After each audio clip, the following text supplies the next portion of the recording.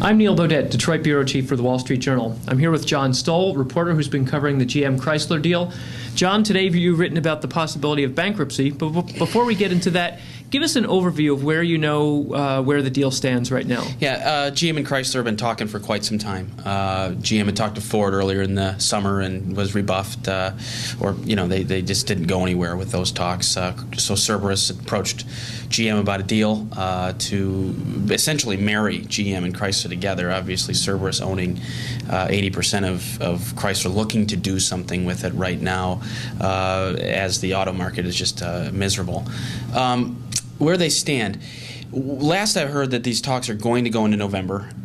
Cerberus is looking for a stake in a new auto company. That new auto company would include GM and Chrysler, possibly a third automaker. We don't know who that is.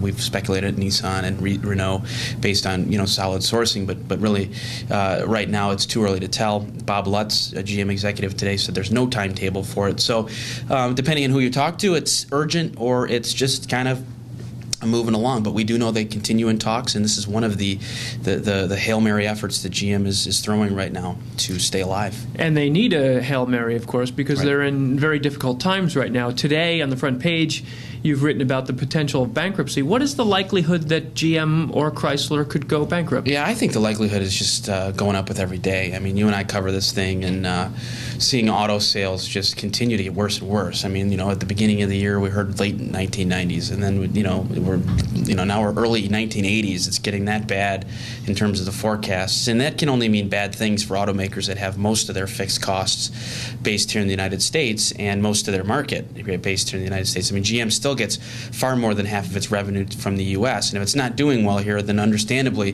they're in a lot of trouble. There's not a ton of flexibility, and the biggest problem is both companies are running out of cash right now. Most people think that by next summer or late next year, if something doesn't break and thaw on the credit markets for these guys, or the government doesn't come through with a bailout, or they don't merge, or something else radical doesn't happen, GM or Chrysler or both could file for Chapter 11. It's a very real possibility.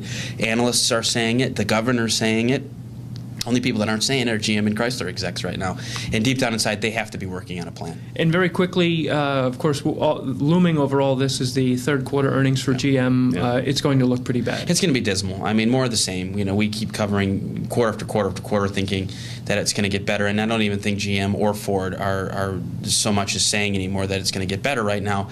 Again, auto sales being the foundation here for why it's so bad. But the thing that we saw in the third quarter, and you covered this pretty extensively, was a global slowdown. Carlos Ghosn told you earlier in the year, predicted it, and GM and Ford and many others laughed about it. They said, well, we don't see that global slowdown happening. We've seen it, and we've seen it in Europe, and we're seeing it in Asia, and maybe Latin America eventually. Story today about the Middle East. This is not good for automakers like Ford and GM, who thought their ultimate salvation would be international operations. So we'll see that come to roost in the third quarter. Big losses. Okay. I'm Neil Beaudet in Detroit. I'm John Stoll.